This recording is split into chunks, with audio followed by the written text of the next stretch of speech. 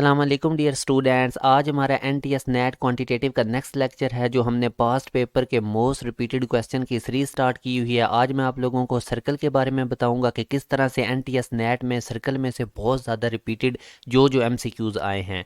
तो सबसे पहले मैं आप लोगों को सर्कल की बेसिक चीज़ें बता देता हूँ। बेसिकली एक फ़िक्स पॉइंट होता है और उसके इर्द गिर्द तमाम पॉइंट्स के लोकस को हम कहते हैं सर्कल। फॉर एग्जांपल ये हमारे पास वो फिक्स पॉइंट है, इसको सर्कल का सेंटर कहते हैं। और इसके इर्द गिर्द ये तमाम पॉइंट्स का लोकस, इनको ये जो मिले हुए हैं और इन तमाम पॉइंट्स का सेंटर से डिस्टेंस इक्वल है, इसको हम कहते हैं सर्कल। अब जो लाइन सर्कल के सेंटर में से पास होती है उसको डायामीटर हम कहते हैं। और वो वाली लाइन जो सर्कल के सेंटर में से पास ना हो बल्कि सर्कल के कोई से दो पॉइंट्स को मिलाए, उसको हम कहते हैं कॉर्ड। इसके बाद हमें पता है कि सर्कल के सेंटर से और सर्कल के किसी भी पॉइंट तक मिलाने वाली लाइन को हम कहते हैं रेडियस। तो ये कुछ टर्म्स हैं, आप लोगों ने इनको याद रखना है। सर्कल की बाउंड्री को कहते हैं हम सर्कमफेरेंस। और ये अब आप लोगों के पास दो रेडियस हैं जो आपको नज़र आ रहे हैं, और इन दो रेडियस के दरमियान ये आपको एक आर्क नज़र आ रही है। इसकी लेंथ को हम एल से डिनोट करते हैं। और आर्क लेंथ और रेडियस और ये जो दो रेडियस के दरमियान एंगल थीटा है, इनका रिलेशन ये होता है L equal to R theta. और यहाँ में याद रखना है आपने थीटा को रेडियन में पुट करना है। इसी तरह आर्क लेंथ निकालने का एक ये फार्मूला भी है, इसको भी आपने याद रखना है। Theta divided by 360 degree. 360 degree पूरे सर्कल का एंगल है और ये थीटा इन दो रेडियस के दरमियान। और 2 पाई आर जो सर्कमफेरेंस है सर्कल का, ये होता है। और ये थीटा इस एंगल, इस फार्मूला में थीटा हमने डिग्री में पुट करना है। अब एक चीज़ होती है मेजर आर्क। देखें, एक तो आपको ये वाली आर्क नज़र आ रही है ना, ये जिसकी लेंथ मैंने एल से डिनोट की है। एक बाहर आर्क बनी हुई है, ये देखें, ये एक पूरी आर्क इन रेडियस तक, ये वाली। अब एक स्ट्रेट लाइन का एंगल होता है 180 डिग्री। तो ये जो मेजर आर्क है अगर आप नोट करें तो इसका एंगल 180 से बड़ा है। तो आपने मेजर आर्क के बारे में याद रखना है, ये 180 डिग्री से ग्रेटर एंगल बनाती है। और जो माइनर आर्क है वो 180 डिग्री से लेस एंगल बनाती है। जैसे अब ये देखें, ये माइनर आर्क है और इसका एंगल 180 डिग्री से लेस है।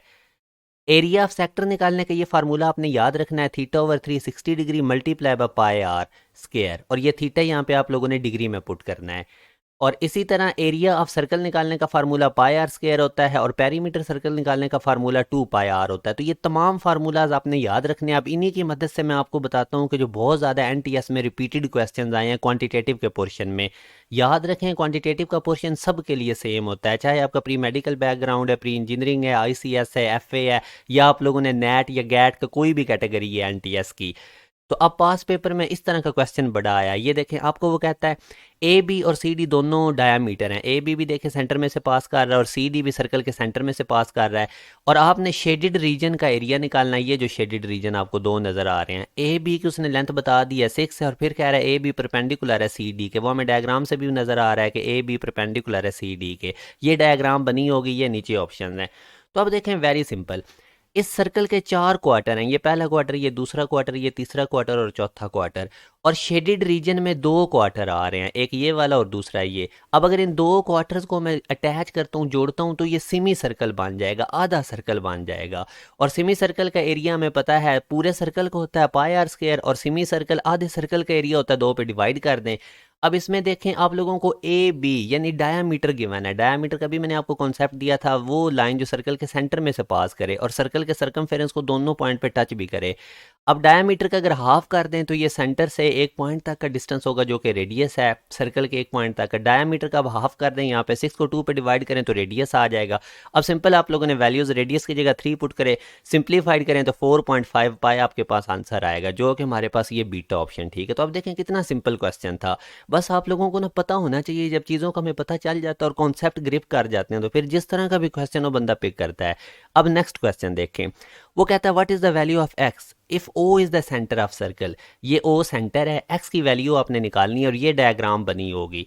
अब अगेन देखें, आप लोगों को ये भी रेडियस नज़र आ रहा है और ये भी रेडियस नज़र आ रहा है। अभी मैंने आपको रेडियस का कॉन्सेप्ट दिया था, सेंटर से सर्कल तक को मिलाने वाली लाइन को रेडियस कहते हैं। तो अब ये दोनों रेडियस आपस में इक्वल होते हैं।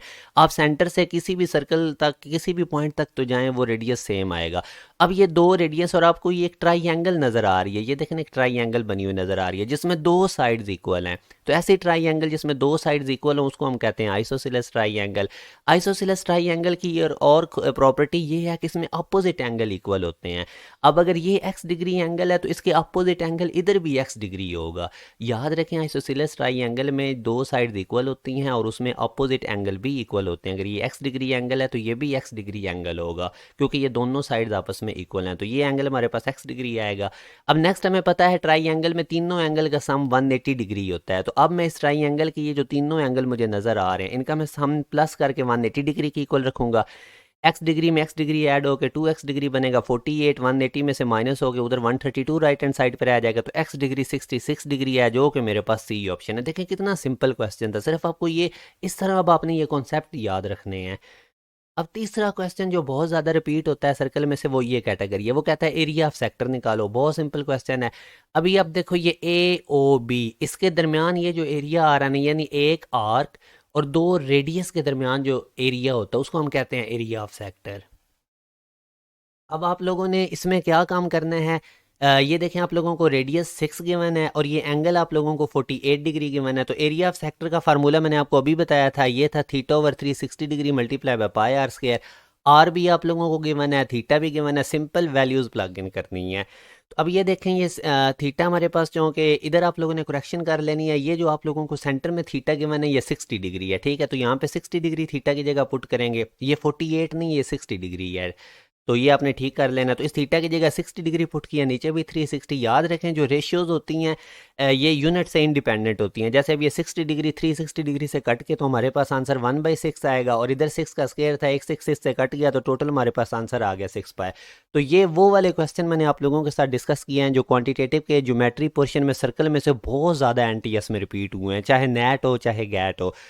तो जो बच्चे हमारे साथ NTS की प्रिपरेशंस करना चाहते हैं उनको ये व्हाट्सएप नंबर नज़र आ रहा है, आप लोग इसके ऊपर कांटेक्ट करें। हम तकरीबन हर मंथ में 15 स्लॉट्स हमारे पास होती हैं और हम 1.5 मंथ के अंदर बच्चों को फुली प्रिपेयर कर देते हैं। जूम के ऊपर क्लासेस होती हैं जिसके अंदर बच्चों को बाकायदा पहले तमाम कॉन्सेप्ट्स डिलीवर किए जाते हैं, उसके बाद उन लोगों के प्रॉपर टेस्ट लिए जाते हैं। और यही वजह है कि हमारे मैक्सिमम बच्चे बोर्ड से पहले ही NTS नेट वगैरह के टेस्ट क्लियर कर चुके होते हैं। और ज़ाहिर है NTS टेस्ट की बहुत ज़्यादा वेटेज है, मैंने इस पर कंप्लीट वीडियो भी बनाई हुई है। ढेर सारी यूनिवर्सिटी जिसके अंदर फास्ट आ जाती है, कॉमसेट, ITU, ये NTS टेस्ट की बेस पे एडमिशन देती हैं। तो बजाय इसके कि हर यूनिवर्सिटी का अलग अलग टेस्ट तैयार किया जाए, अगर आप सिर्फ NTS नेट को अच्छी तरह से प्रिपेयर करके इसमें अच्छा स्कोर कर लेंगे और रेलेवेंट आपकी प्रिपरेशन हो, जिस तरह के क्वेश्चन आते हैं उस तरह आपकी प्रिपरेशन हो, क्योंकि अमूमन जो हमारे पास मार्केट में बुक्स अवेलेबल होती हैं वो रेलेवेंट नहीं होती, तो बच्चे उधर से पढ़ते रहते हैं, मगर जब वो टेस्ट में अपीयर हो रहे होते हैं तो उन्हें पता चलता है कि ये कॉन्सेप्ट थोड़े आगे पीछे हैं। तो रेलेवेंट प्रिपरेशन करनी भी बहुत ज़रूरी होती है।